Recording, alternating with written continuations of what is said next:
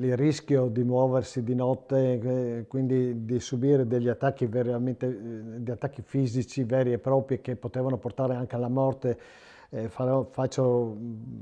Ricordo per esempio che la cugina di mio papà, incinta di 6 mesi, una notte che andava via è sparita e non è stata mai più trovata, probabilmente gettata in una foiba, e nessuno sa che fine abbia fatto. Il rischio era questo, quindi la persecuzione che potevi sparire da un momento all'altro, e la persecuzione soprattutto psicologica che era continua, anche perché negli uffici, nelle cose dove andavi, eri trattato sempre da persona di secondo livello, insomma, se non peggio, insomma, ecco. L'Istria era Italia a tutti gli effetti, come lo era il Friuli, come era la Sicilia, quindi eravamo, tant'è vero che noi eravamo sotto la provincia di Pola, che all'epoca era una delle tante province italiane, quindi noi ci sentivamo italiani al 100%. Anno 7 d.C. L'imperatore Augusto suddivide l'Italia romana in 11 regiones. Istria, attuale Triveneto, Friuli e parte della Lombardia orientale fanno parte della 10ª regio. Secoli dopo, la penisola istriana passò sotto il dominio della Repubblica di Venezia, del Regno Napoleonico d'Italia e dell'Impero Austro-Ungarico fino al termine del Primo conflitto mondiale.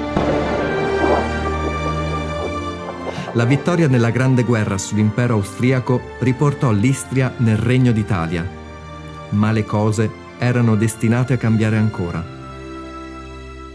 La sconfitta dell'Italia nel Secondo conflitto mondiale, le ombre lasciate dal fascismo e l'attività anti-italiana del regime titino daranno origine al grande esodo giuliano-dalmata, avvenuto tra il 1943 ed il 1956, l'ultima volta di un'Istria italiana.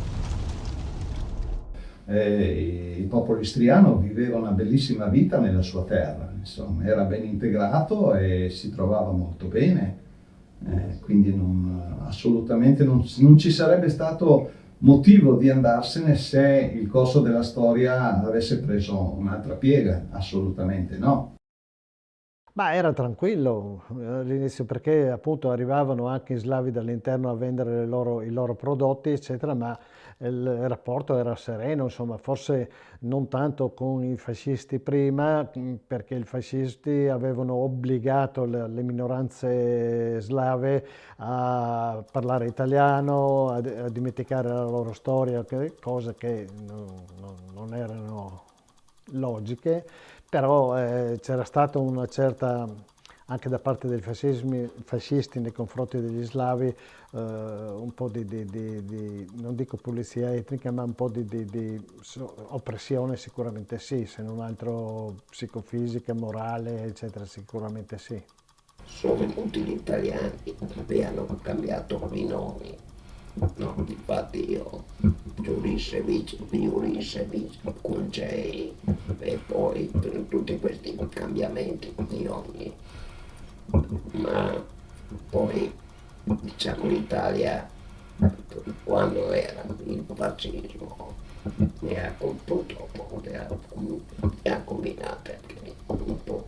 C'erano anche sostanzialmente tanta gente da una parte e dall'altra che voleva vendicarsi di certe situazioni subite, eccetera. È stata una cosa difficilissima da comprendere, però è stata drammatica, è stata reale. Là da mia mamma una volta avevano tentato di bruciare la casa con tutti dentro, quindi loro, che però si aspettavano sempre delle azioni di questo tipo, erano stati attenti, e di notte, quando hanno dato fuoco alle sterpaglie a paglia, cosa che era vicino alla casa, hanno aspettato che se ne andassero e poi sono scesi giù a spegnere il fuoco, però avevano cercato di bruciare tutti dentro casa, insomma, quindi...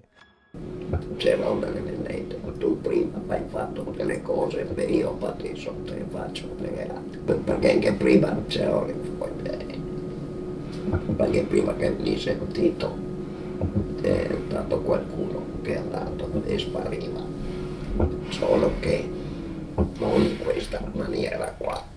Quando mio papà è stato arrestato, loro cercavano sempre di avere un motivo per ucciderti, no? Quindi cosa avevano fatto? Avevano nascosto, messo sotto la branda della cella dove era stato messo una pistola, per avere la scusa di dire aveva la pistola e quindi l'abbiamo ammazzato. Lui entrando, che conosceva questi trucchi che usavano, l'ha vista, gli ha dato un calcio e l'ha buttata fuori dalla cella, no? Appena entrato, quindi si è salvato per quel motivo, perché è riuscito a fargli capire che non potevano fregarlo in quel modo, insomma. Eravamo un po' visti come fascisti, cioè l'italiano era un po' visto come fascista e per quello che c'era proprio questa cattiveria nei nostri confronti. Rischiavi sempre di essere lapidato lungo la via se ti beccavano quelli, perché c'erano delle milizie oppure anche stessi cittadini che, sbandati direi io, che erano quelli più, diciamo, la parte meno evoluta della società, quelli un po' più in difficoltà, che vedevano nel comunismo la possibilità di una rivalsa sugli altri, quindi avevano preso le parti degli altri e perseguitavano gli stessi amici. C'era in modo particolare nei confronti di mio papà una persona che l'aveva perseguitato, l'aveva anche incarcerato un paio di volte, che la prima volta che mio papà è ritornato in Istria a metà degli anni 60, forse dopo, a visitare, a ritrovare i suoi posti, l'ha incontrato in un bar e questa persona che tanto l'aveva perseguitato quando era lì, l'ha fermato e si è messo a piangere e gli ha chiesto scusa in bar per tutto quello che gli aveva fatto, dicendo non avevo capito quello che effettivamente stava succedendo. Quindi ci sono stati anche dei momenti di questo tipo. Scappati, e se ti prendevano ti sparavano, perché ti sparavano, scappavano con le barche, e ti vedevano, ti sparavano. Infatti sono successi parecchi morti per questo. Come dicevo prima, era una vita sotto stress continuo, stress psicologico, difficoltà anche ad accedere ai viveri, quindi a fare la spesa, eccetera, perché eri trattato un po', possibilmente ti segavano, ti cercavano di non darti la possibilità di sopravvivere. E dopo, siccome noi eravamo anche, lavoravamo anche in mezzadria per i frati erano stati cacciati e alcuni anche uccisi. E naturalmente tutte queste cose messe insieme ci mettevano in una posizione di difficoltà. I frati non c'erano più, il lavoro era calato ovviamente perché non c'era più lo stipendio che ti portavi a casa o dalla mezzadria e quindi era sempre più dura, insomma, anche dal punto di vista economico.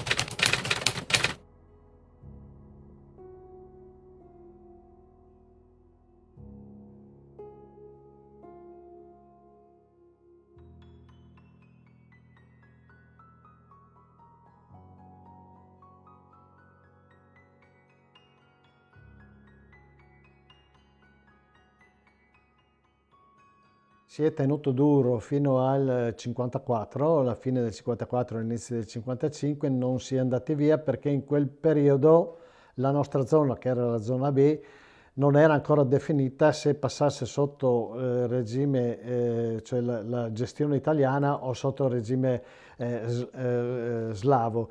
Quindi siamo rimasti lì. Col Trattato di Londra del 54 la zona B purtroppo è passata in amministrazione che doveva essere per 20 anni alla Jugoslavia e a quel punto abbiamo deciso di andarcene e nel febbraio del 55 siamo venuti via e andati in campo profughi a Trieste.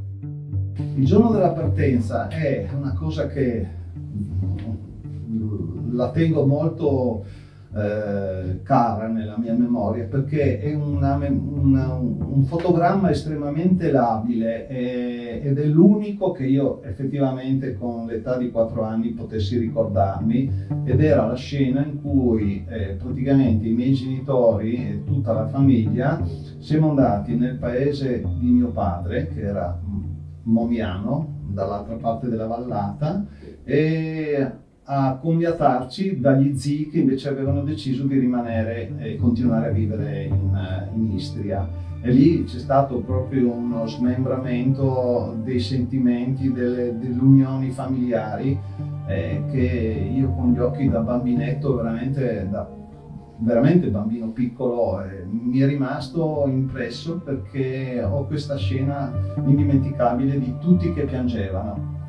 E io non capivo cosa stesse succedendo, 4 anni non riesci a renderti conto, però questa immagine così di tutti che piangevano, e poi mi è rimasta per tutta la vita, insomma. La partenza è una cosa drammatica, perché arrivano le guardie, arrivano in casa, tu hai la valigia e controllano quello che tu metti dentro.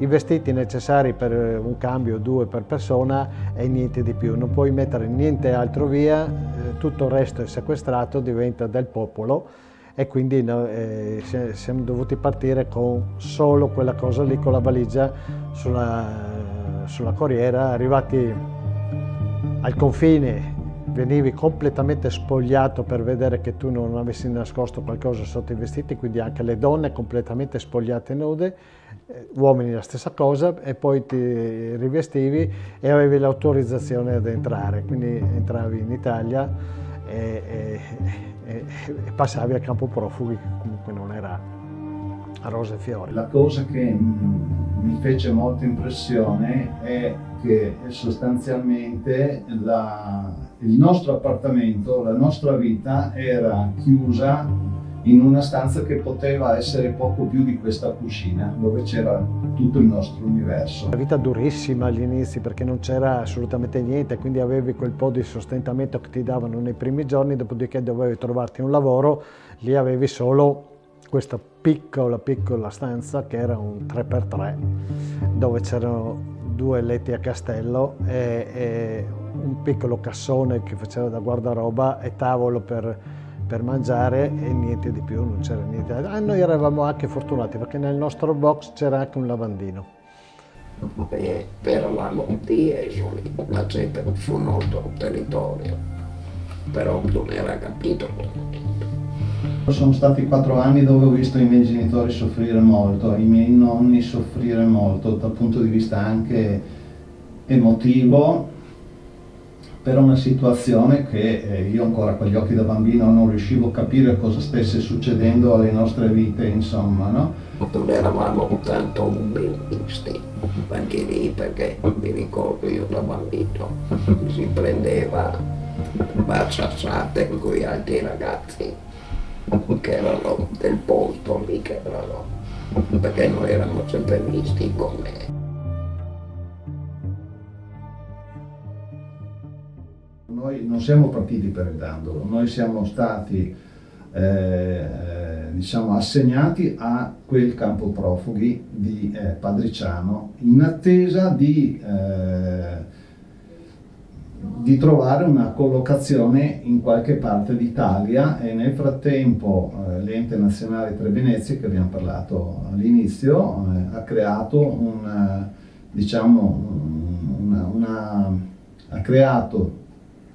un sistema di accoglienza per cui ci sono state individuate diverse aree del territorio da adibire ai profughi. Noi siamo stati assegnati a questa. A noi ci era stata assegnata una casa non a Dandolo, ma alle Villotte di San Quirino. Solo che a Dandolo viveva un fratello che aveva sposato, un fratello di mio papà che aveva sposato una sorella di mia mamma, erano 2 fratelli con 2 sorelle. E quando ci hanno assegnato alle Villotte abbiamo chiesto di poter venire a Dandolo per rimanere uniti tra famiglie. Questa scelta è stata proprio fatta da mio papà, perché era un coltivatore, però sapendo che poteva avere la possibilità di avere un podere con un po' di terra per diciamo la sua meta, ecco.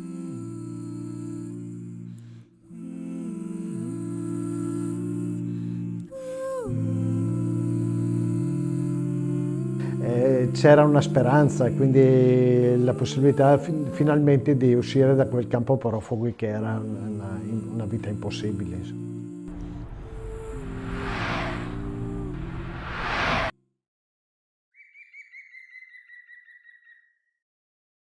Siamo arrivati con Pundino proprio da Trieste, dal campo profughi. Tutti si guardavano dai finestrini e abbiamo visto questa grande distesa, no? Era in autunno, mese di ottobre, erano dei terreni arati e si vedeva tutto bianco. Quello che con gli occhi da bambino io mi ricordo, queste immense distese che si perdevano a vista d'occhio, insomma, che tuttora fanno solo il cuore dei magreli, ecco. È stata un'impressione che mi ha fatto io da piccolo, perché avevo 10 anni. Ho chiesto da mio papà, abbiamo, questi qua sono i terreni per lavorare. E mi ha detto sì. Queste sono terre che non sono mai state lavorate, erano ai tempi del doge Enrico Dandolo di Venezia, che era il proprietario, diciamo, di questi luoghi. Era terreno di caccia per i conti, terreno di caccia per i ricchi possidenti che potevano permettersi di venire qui in queste zone, ma qui non c'era niente, c'era il nulla praticamente. Quando si partiva dal campo profughi, tutte le vettovaglie, quelle 4 cose che aveva, erano caricate su un camion e le famiglie su una corriera venivano portate nei alloggi assegnati. C'era una famiglia che abitava in questa casa, credo 1 anno o 2 anni, 1 anno e mezzo, poi hanno scelto di andarsene, quindi la casa è rimasta vuota e dopo un po' di tempo siamo arrivati noi e ci hanno assegnato alla famosa proprietà contadina numero 42. Ecco, una bella cosa che mi avete fatto ricordare: tutte le case avevano una scritta enorme, proprietà contadina in rosso, numero, e quindi c'era la numero 1, la numero 3, la numero eccetera eccetera. Questa era la numero 42. E questa era la casa molto spartana, molto diciamo impensabile al giorno d'oggi, perché praticamente tra la stella dei maiali, delle galline e delle mucche e la casa c'era solo un sottoportico che divideva, quindi tutti gli odori, tutte le cose erano comuni, diciamo, quindi anche in cucina tu sentivi tranquillamente, non è un vivere di oggi, era un vivere agricolo di 60 anni fa.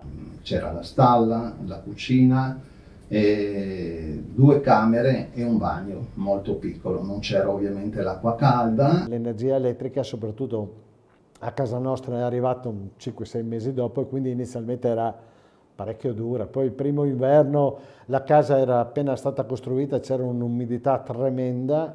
Io mi ricordo mia madre che doveva scaldare l'acqua d'inverno per poterci lavare noi bambini, insomma. Mia mamma metteva la stufetta elettrica per asciugare il lenzuolo prima di mettermi a dormire e vedevi tutto un vapore che saliva. Avevamo veramente il minimo indispensabile, essenziale per poter vivere, insomma. Un trauma, insomma, non è stato facile quei primi tempi.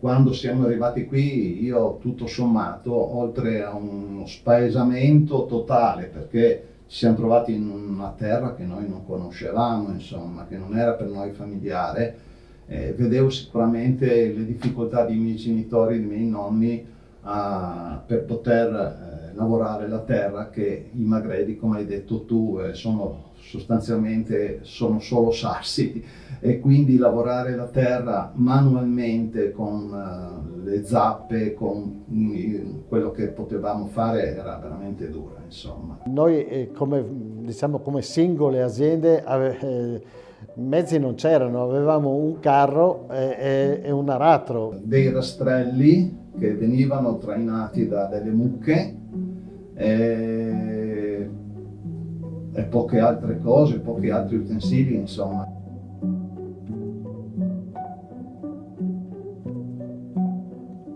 Una delle prime cose che si è fatto con la mucca, col carro, a raccogliere tutti i sassi.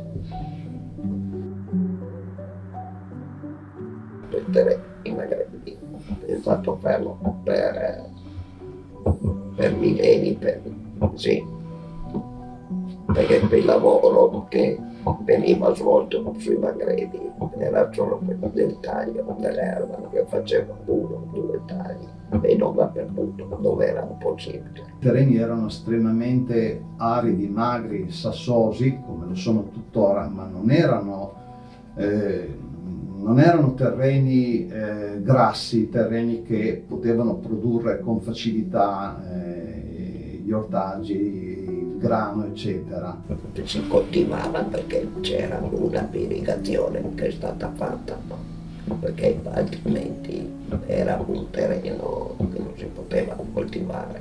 Perché ci sono voluti anni, per non dire decenni, affinché queste terre così magre, così povere, potessero fruttare diciamo dei raccolti che avessero un senso economico.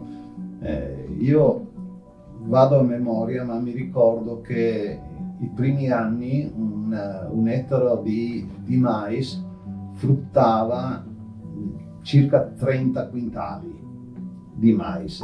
Voi sapete quanto ne frutta adesso, cioè la media sono 150 quintali ad ettaro, quindi era una cosa... Era un terreno ampio. All'inizio è stato difficilissimo perché non c'era quel rispetto per quella natura incontaminata, bellissima che oggi c'è. La si vedeva come un terreno da sfruttare, cioè da coltivare, da modificare per renderlo possibile di frutti. Quindi c'era una mentalità che oggigiorno sicuramente è cambiata, mentre oggi la si vede più come una risorsa ambientale importantissima, a quei tempi la si vedeva come una risorsa da poter sfruttare. Era difficile perché nel momento in cui tu andavi a lavorare quel terreno che era incolto da sempre, i frutti che ne derivavano erano molto risicati, molto poco, e quindi c'era un lavoro enorme per avere un ritorno molto basso. Veniva utilizzato soprattutto per lo sfalcio, perché comunque sia avere una superficie superiore per lo sfalcio, quindi per avere del fieno da poter dare alle bestie, alla stalla, che comunque negli anni cresceva, perché il numero delle bestie inizialmente 3 che erano state consegnate dall'Ente Tre Venezie, poi erano diventate 10, 12, quindi anche la quantità di foraggi che servivano per il mantenimento della stalla era sempre più importante. L'Ente Tre Venezie era stato molto intelligente da questo punto di vista, perché aveva organizzato le stalle che con il letame che producevano servivano a migliorare quella che era la superficie del terreno, quindi era tutta un'organizzazione molto studiata dal punto di vista agronomico, direi perfetta. Solo con le continue fertilizzazioni dei terreni che poi questi magredi sono riusciti pian pianino a produrre anche prodotti variegati di qualità e soprattutto i vigneti, perché i vigneti sono l'eccellenza di queste terre, insomma. Lavorando va bene, poi col tempo ho tirato via questi sassi, quelli più grossi, diciamo, avendolo concimato con il letame, quando era venuto un terreno, diciamo, e veniva a delle cose come la vigna, il vermo turco, comunque noi al Dandolo ci aveva un po' di tutto. L'esule era il comunista che arrivava dall'Istria, mentre per gli istriani, per Tito, eravamo i fascisti italiani da far andare via, qui eravamo i comunisti slavi che arrivavano a portare via le terre, quindi doppiamente bastonati. L'impressione che noi avevamo era quella di non essere visti molto bene dalle comunità limitrofe. Però credo che questo sia durato veramente poco, insomma, perché tutto sommato c'è stata una buona integrazione. Diciamo che con i locali l'armonia è arrivata praticamente subito. Con gli altri paesi ci è voluto un po' di più, ma appena mi ricordo Don Pancino, che era il nostro prete all'inizio, che era il prete di Vivaro, subito dopo ha subito preso a cuore tutte le famiglie e ha aiutato molti, insomma, a superare. Poi non parliamo di quello che ha fatto Don Lino Antonini, che era un prete di Maniago e che è stato quello che ha creato proprio veramente la comunità, perché lui aveva organizzato tutta una serie di cose, di iniziative sociali, eccetera, che ha contribuito a creare quella che era la comunità vera e propria del Dandolo. Quindi era stata una figura estremamente importante per il nostro paese. Sì. Il Dandolo è stato essenziale per avere un luogo dove iniziare un nuovo percorso di vita, e questo è stato essenziale, il Dandolo, per gli esuli. Dobbiamo sempre pensare da dove venivamo, e venivamo da per quello che io insisto molto a dire, e non ne abbiamo parlato per niente, su questi 4 anni di transizione dei campi profughi, perché venire dalla vita che si faceva nei campi profughi a venire qui è stato un salto di qualità pazzesco. Ma perché prima si viveva nel campo profugo, insomma si viveva qua a Dandolo, si viveva in una comunità, tante persone già si conoscevano, no? Perché provenivano da paesi vicini, poi si parlava più o meno tutti lo stesso dialetto, era una comunità e c'era il lavoro, c'era tutta una serie di cose che ti dava la vita, cosa che era un po' difficile in un campo profughi. Credo che sia stato anche l'inverso, nel senso che gli esuli sono stati essenziali per far crescere quella che era la comunità, l'agricoltura in questo, perché con il loro impegno, con la loro creatività, con il loro modo di fare, gli esuli hanno creato quella che è una zona importante dal punto di vista agricolo e anche agronomico per tutto il territorio, soprattutto per il comune di Maniago, perché è la parte più importante dal punto di vista agricolo del comune di Maniago. La prima generazione che ha messo piede su questa terra non c'è più. Questa è una cosa molto importante, perché noi siamo la seconda generazione, tranne casi eccezionali siamo rimasti solo noi. Adesso poi ci sono i nostri figli, i nostri nipoti che non sanno niente di queste cose, o poco, insomma. Si cerca di dimenticare, anche dai fatica a dimenticare magari certe cose che sono state fatte, forse è meglio non dimenticarle. È fondamentale, è fondamentale. Io mi adopero molto con i miei figli, ma anche quando discuto entro in discussione con qualsiasi persona, mi piace ricordare queste cose, perché è fondamentale la memoria, perché se non si dà un valore al passato non si può vivere il presente e non si può pensare al futuro.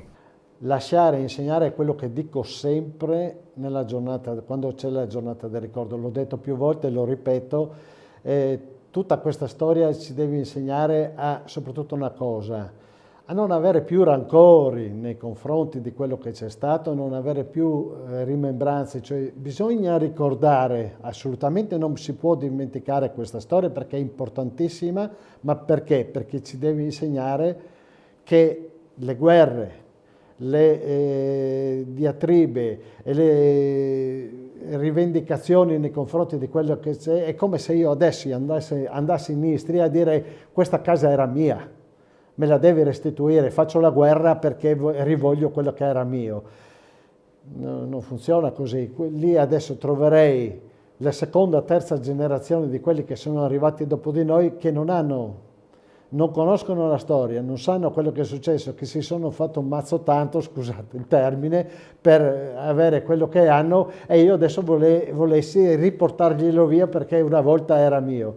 No, non è così. La storia deve essere soprattutto insegnamento, ci deve insegnare che la convivenza sociale, la convivenza tra popoli è una ricchezza, perché ognuno impara dagli altri. Noi abbiamo imparato molte cose dai friulani, i friulani probabilmente hanno imparato delle cose da noi, e questo deve essere la stessa cosa che noi dobbiamo fare nei confronti delle popolazioni che oggi vivono nelle nostre terre dell'Istria, terre bellissime di cui abbiamo una nostalgia enorme, ma che non sono più nostre. Dobbiamo farcene una ragione e andiamo lì a vivere le nostre ferie, a godere di quelli che sono dei posti meravigliosi, senza niente chiedere in cambio, cioè chiedendo in cambio che da parte loro ci sia il riconoscimento di quello che c'è stato, ma il riconoscimento che deve servire a che non succeda mai più. Questa è la storia.